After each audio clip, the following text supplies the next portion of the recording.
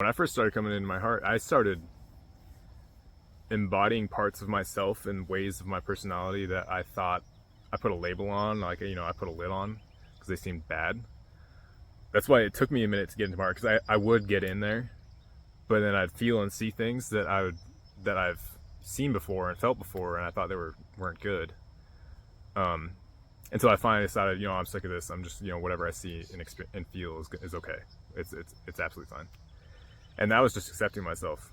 And then I could be in the heart, and I was like, it just feels real good, because I was like, wait, there's nothing wrong with me. It's being powerful is who you are, and it'll look different for everybody. We all have our different aptitudes and things we're specific things we kind of specialize in as souls, and we've done a lot of. And we came here to bring that to this planet, to bring it to Earth, and everybody's needed. Everybody, even people who aren't going to wake up and do that kind of work, they're all a part of the process of being here. Healing Earth, terraforming Earth, raising the vibration of the planet. It sounds silly and just like a woo woo woo, but it's like, you're not meant to just be a slave. You're not, and you are a slave if you're selling yourself you're selling time. For me, it was very difficult to do. I just really don't. Staying in my heart as I speak. I can do it. It's just not letting the monkey mind take you out of it. Staying centered in the heart. If none of this makes sense to you and it sounds silly, then think of something that you really love. If you've never had that, then keep living. You'll find it eventually. It literally doesn't matter what it is. If it's like your girlfriend, your boyfriend, your mother, your father, an animal, whatever it is, whatever makes you really feel like it feels good, feels really good. And the feeling of sending the love and then feeling it being returned to you, because it always comes back in some way, either from where you're sending it to, or the world to bring it to you somehow. It always returns, and I think it comes back more than it was, but I don't know, maybe not, but it always returns. And it feels really good. Like, when you get good at sending the love, it just feels great to send it in the first place. Like, you don't even need to it always comes back. You don't even need it to come back to feel gratified, but it just feels so good. And you can just do that for your whole life. I started doing it very powerfully at some point. I fixed my diet, and I started to just feel really good in my body, and so many problems started to melt away, and then I got really good at feeling love, sending it, and I was like, yeah, I just want to live my life like this. Like, I want to do this constantly. There's no reason why I can't. And that's literally what being in your heart is. You don't need to just send love. Like, it becomes love. It reaches very, like, a lot of deep truths. Like, love is everything. All of creation wouldn't work. Like, if God wasn't constantly loving, there'd be no existence. It would it wouldn't work. It doesn't happen. So you bring it to a very fundamental level, and just always sending love. You're to everything. For me, the stepping stones of the process were, I got really good at sending love to people and animals, and that was a really gratifying experience. And yeah, it just clicked. I was like, just do this all the time. And then you really start to notice the things that are stopping you from always being in that state. And it's always emotional things. It's always, whatever it is. And so it becomes a process of releasing those things that are in the way. And the stepping stones were, I started to realize, And I was guided and shown these things that oh, the planet is alive. She's always sending you love, and you can send her love. She returns it. Ooh, and you're just grounded. The whole planet's a beautiful playground. You're protected everywhere you go. That's how the whole universe is. That's how anywhere in this galaxy is. That's a fun thing too. You send the love to Earth. You also send love to the sun, which is fundamental. That's the first father. Send love to the sky, to the sun. You can also send love to the galaxy. And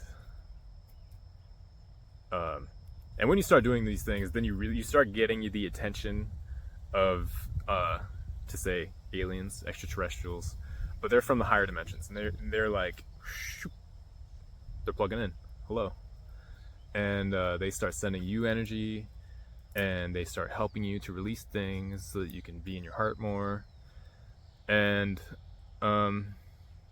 it's all very feminine, and it's all very, oh, it's just nice. It's just nice. All the other shit just sucks. I don't want to do those things anymore. I just want to. I don't want to learn things the hard way anymore. There's nothing wrong with that, and it's like, it serves its purpose and is what it is. But I'm ready to just have fun. You don't. I come back to this a lot, but you don't need to pay. You don't need to suffer. You don't need to put your nose to the grindstone to have everything you want. It's there and it's ready for you. But it's all about alignment, and it's all about what we came here to do. So if you're still having experiences that you need to have, you got to have those. You can't. It's not all. You can't run to the swing until you finish your homework.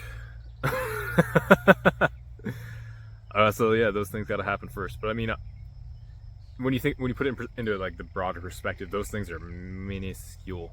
A life on Earth is very short in the context of God and your soul, and because your soul, you've always been here, you've always existed. The body is just it.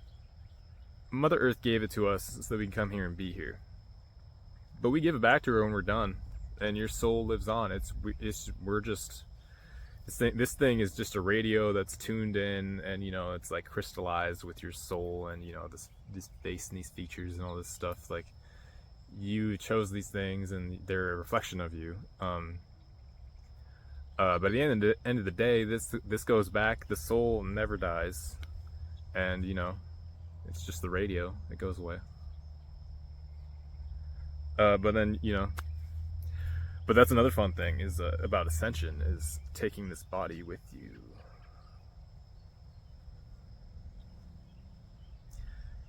When some people ascend, I think anytime someone ascends, there's death, and your body, obviously returns to the earth. And there's no judgment. It's not better or worse or anything. And then there's Ascension, which has to do with your light body and the Merkaba and things like that. And once you've awakened your Merkaba, this is your last one here. This is gonna be your last one, and you can take your body with you. You can, but you don't have to. You don't have to do that, but you can. And I'm not gonna speak to know for absolute certain about things that the humans who have ascended before us have done and what their experiences are like, because I've obviously never seen it, and the historical examples of these things are very, it's always been very hush hush. The people who really know about it for years and years and years, you've had to protect it. Things have been rough on this planet. It wasn't certain that we were gonna make it and ascend in the planet. It is now, but that's why all this spiritual stuff used to be crazy. It used to be like in the Tibetan mountains, in the Himalayas, just to see if your Merkaba was activated, you went out there in a blizzard, and if you died there, and you just accepted that. And if you didn't, they came back to check on you, and the snow was melting around you, and you were warm, you're naked. Yeah, it's not hardcore like that anymore. It doesn't need to be. We reached a point where it's very relatively easy and everything's very accelerated. and things are just happening now. And things are happening accidentally. Like, it's not like you need to study, put your brain. It's like, no. It's there's so much light coming from the sun, and when I say that, I don't just mean, third dimension light. I mean basically ascension codes and frequency. There's so much frequency coming from the sun, from the galaxy, from the earth. It's all very lined up, and the path is open and ready. The golden gates are open, to put it that way. So yeah, I feel strongly compelled to talk about these things, even though me personally, I don't have that kind of open communication with. I really do connect to my higher self and higher beings, but I don't have like the kind of speaking. They're not giving me lectures to pass on to people. I just have a very intuitive understanding and grasp of the way I think things are, and I've been guided to people and sources and books and things, and I've had my own experiences to corroborate all of these things, and I'm just kind of good at finding the truth and sussing it out. Yeah, I just feel strongly compelled to speak about it and help people, because I just want to help people get in the heart. Because if you get in the heart, then you win. That's it. Like, once you learn how to be there, and it's a bit of a process, because like, you don't just start being in there 24 hours a day as soon as you learn how. But once you know how to be there, you get in there and you win. That's what Ascension is. It's just you get into your heart. And that's why I feel I can trust pretty much any higher being that communicates with me, because if you're from the higher dimensions, especially if you came from Earth, or if you came from the lower dimensions and you went up, because the fourth dimension is a stepping stone to the fifth. Nobody stays there forever unless you're stuck there for some reason. But that's pretty much taken care of. All the people that were stuck there. That's an ancient Earth history thing. But yeah, pretty much anybody from the higher dimensions, they're in their heart, and in your heart there's no duality. That's where their consciousness resides. All of duality is part of unity. It's two sides to the coin, but if you're in the center of the torus, you're in the center of the magnetic field produced by your heart, the very center where everything passes through. That's where your consciousness resides, and you're in unity. Your arm out here, this is my left arm, that's my right arm. The heart's a little off center, but that's where the field is produced, and you stay in the center where everything passes through, and you won't do harm to anything anywhere, because you understand that it's all you, it's all God, you are God, and why would you harm yourself? That doesn't make any sense. So I hope that's making sense. That's not, if you get in all your mind about it and it's not logical, it's not about logic, really. It's about, reality is not about logic. Miracles are not logical. They do not happen in any logical way, and miracles are real. There are many historical examples, and many that have been rigorously studied and documented. You look into Christian history, or the history of any religion, really. They're all based and spurned forward from miracles happening, and miracles are the fundamental truth of the world we live in. We do not live in a gross world of checks and balances. Well, we kind of do, but at the center of all that is unity, and that's why miracles are possible. That's why the feminine and the miracles, and being in the heart, and being able to pass your hand over somebody's ear that's been cut by a sword and restoring it, like Jesus did.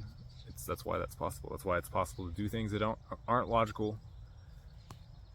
It's because we live in a world of love, and everything is connected. And everything is connected through the center point. Everything is connected through the heart. The center point for us, and for the planets in our solar system, the planets are conscious, by the way, is the heart. That's where our unity point is. And that's how everything in existence can be connected, is because the sacred space in your heart, there's a tiny space inside your sacred space of the heart, and that place is the same place everywhere. And there's even been technology that's been based on this concept, is scalar technology, where, and Eric Dollar just talked about this, I think Steinmetz and Maxwell discovered this when they invented a new radio to get around Tesla's patent of the radio. They had to invent a new kind of radio so General Electric could make money off of it. They came up with a scalar modality of transferring sound, or transferring electricity from one spot to another, instead of sending it as a wave, or sending it as Tesla did, sending it as there's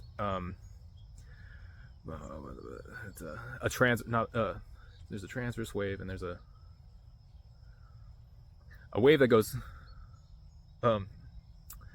where the propagation, where the wave moves in the direction of propagation. There's a transverse wave, and there's a, I'm gonna cut this out, it's a longitudinal wave. Tesla's patent was a longitudinal wave, and that went straight through space. So instead of going straight through space, a scalar wave is a misnomer, don't use that. The scalar radio technology sent electricity from one spot to another spot. It connected the spots instantaneously. There was no travel, there was no nothing. It's like, if you're standing in this spot and the device is turned on, then you are, for all intents and purposes, in the same spot over here, and that spot could be on the other side of the universe, it could be on Mars, it could be across the street. Those two spots become the exact same.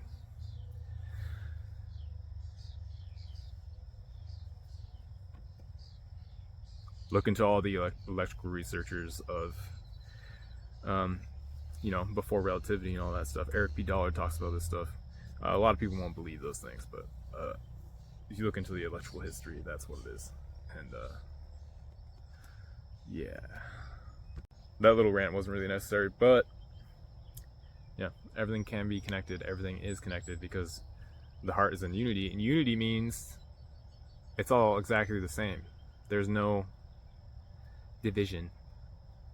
So there's a place in your heart, and that place in your heart is the same place in your heart as the other person in their heart, and as that place in the heart and of the earth, and at that place of the galaxy, and that place of the sun.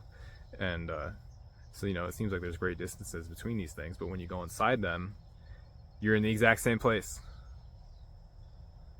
And that's fun too, because that's how higher dimensional spacecraft travel, is instead of covering that distance, they just go inside the heart of something, and they come out from the heart of something else somewhere else. So that's like going inside of the sun, and you come out in one of the stars in Orion's belt, or one of the stars in Andromeda, or something like that.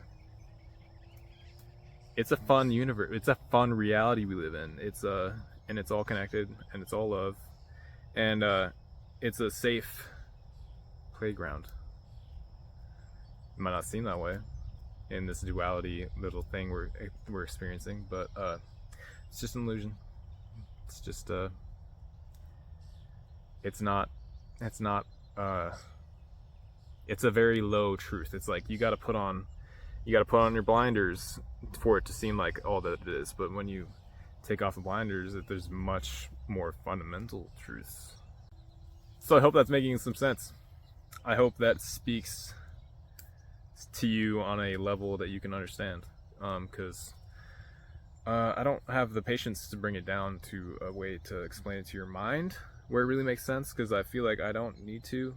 I feel like enough people are awake and ready to hear these things and resonate with them to a degree that they can understand and start to explore. If you really want, somebody who really doesn't believe me and is like, what's this guy talking about? They're not going to be inspired to look into it deeper at all. But if somebody really wants to understand it from the level of their mind, There's research. There's things you can research. There's things you can look into. Sacred geometry is something like that. You look at the golden mean and how it's a pattern that all life follows, in trying to replicate the one, and in their own unique ways. And the golden ratio has been described as it's like how you make a coil of a wire, and that makes it so that becomes an antenna and you can tune into a certain frequency.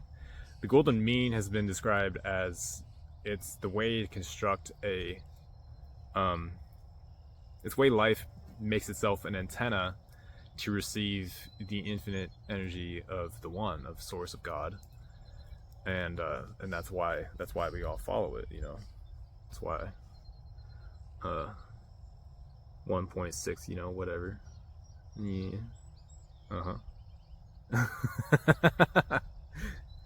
It's because we got to receive the infinite energy of source and God, or else how do we exist? We can't exist without God's love. And I feel like I was delayed so long in being able to talk about these things and share it with people, because I sound like a raving lunatic if you've never had anything happen to you to make it so that you can resonate with these things. Because I really don't have the patience to bring it down to a certain level. It's like, and this is something I've heard before, is that like the planet wasn't ready for me to start trying to speak about these things to people, but because Earth and the sun have been pushing this so hard, there's probably a lot of people who are actually ready to hear it now. I've seen a lot of people who they're pretty chudly, they're pretty working normal jobs and really into the system, and because they're in positions to really profit from it. Even they're talking about seeing angel numbers and stuff, and like really getting communication from divine. And some of them are kind of frustrated about it. They're like, why are these things bothering me? But yeah, like even people like that are really starting to get communications. They're starting to have their higher selves send them signs. So really, it's knock knock, it's time. Wake up. We're done with the illusions and the games and the loops and the suffering and the destroying of the planet. We're done with it. It's time to wake up and do what we came here to do. And it's going to be fun. It's going to be beautiful. I want clean oceans. I want pristine oceans, and I want old growth forests, and I want like the largest animals you could ever see. I want I want the megafauna. You ever look into the megafauna that we had like 10,000 years ago? I want them. I want all of them back. I want all of them like that. Boom, here they are. And they have their ecosystems to live in.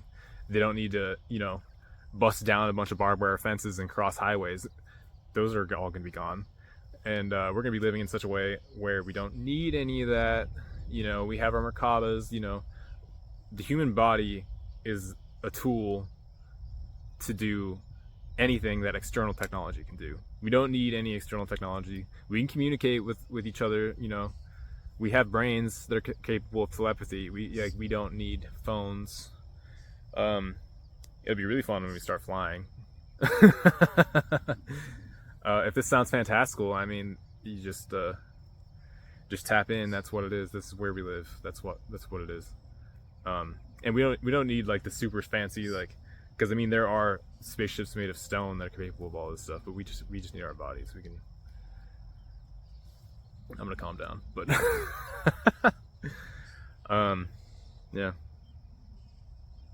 yeah, we don't need any of the external things. But I'm gonna hold on to them, until we get there. I'm not just gonna drop it and start living in a cave. It'll be a little process. It'll be a gradual. Like eventually, enough people will wake up, and we're all just gonna drop it.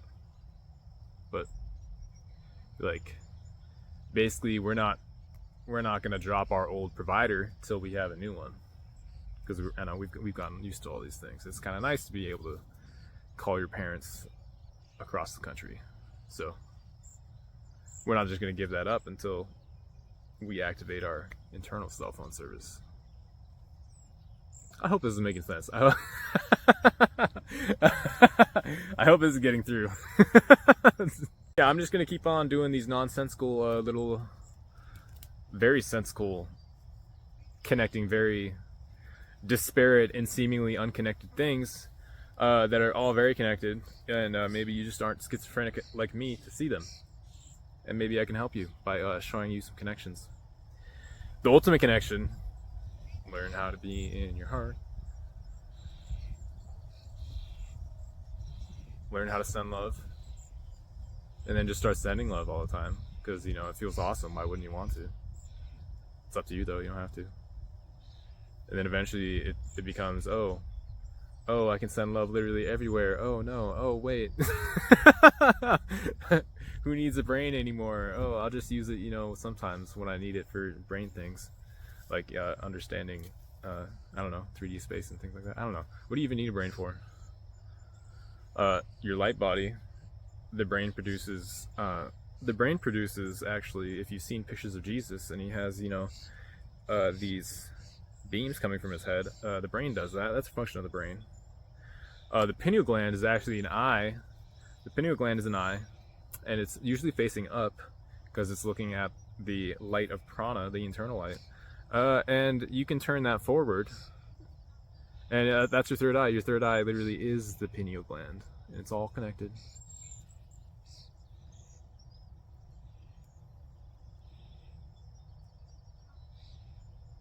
Really, it all comes online when you come into the heart, because it's all meant to be used from your heart. Tools of duality are useful. They're the most useful, and they don't harm anything when they're used from the heart. You can take a hammer and you can build a house. You can do great things with it, and you can also do horrific things with a hammer. But you use it from your heart. You use any tool from your heart, you won't do any harm with it. And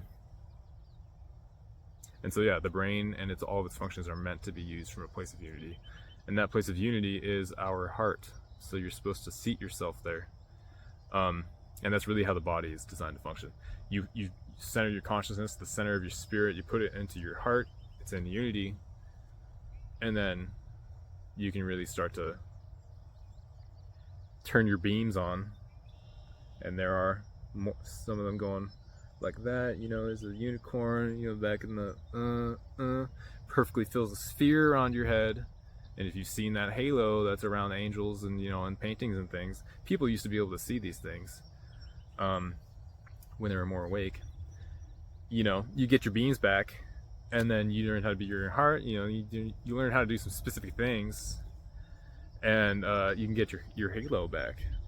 And when you get your halo on, when you turn your halo on, let me tell you, you can. That's when you can really do miracles. That's like when you are intimately connected to the outside world. Everything is just images. It's all images created from the heart, because that's where all of creation came from. It came from a place of love and unity, and it came from inside the heart. And when you get yourself all activated, you get your halo. Then you can really start projecting images from the heart, put them in the outside world. I won't speak too much on that, because that is very that gets trippy. That gets that's a whole seminar that I'm not prepared to give. So yeah, just learn how to be in your heart, and all of this becomes open to you. It all starts to you can, in your heart, you can speak to your higher self, and your higher self is just you on a higher dimension, in the fourth dimension. And your higher self is your angels. Your higher self is the one that's showing you angel numbers and giving you signs and things, because your higher self desperately wants to help you and loves you and wants to help you ascend. And you learn how to be in your heart. You communicate with your higher self. Your higher self will teach you all these things. Your higher self will teach you everything. And there's beautiful people on this planet who are very, very awake, and they have amazing gifts. And when it's the right time, I'm sure you'll be guided to these people if you need, and if that's supposed to be your experience, and they'll teach you. really cool things.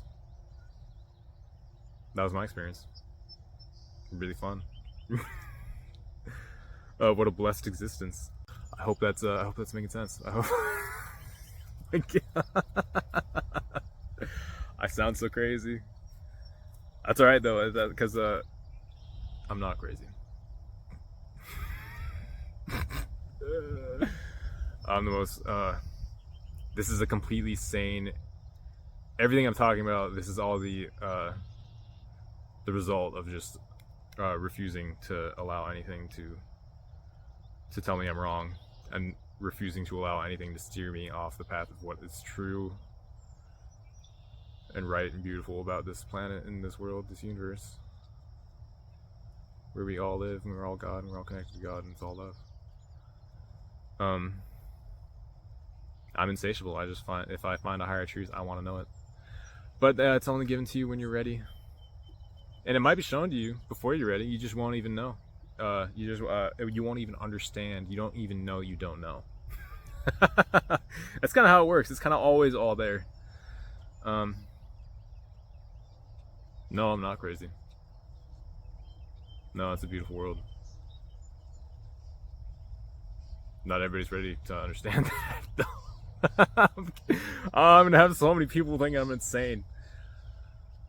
Oh gosh, that's cool though. That's cool though. There's probably a lot of people ready to hear this thing. Are you ready?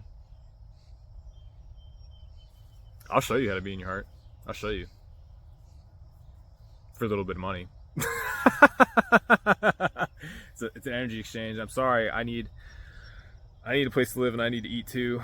So I'm sorry. But I would love to show you. It won't take very long. Little guided meditation probably only takes like 10-15 minutes. It's great. It's fun. It feels really good to be there. And there's a lot of things that are part of the process beyond just short meditation.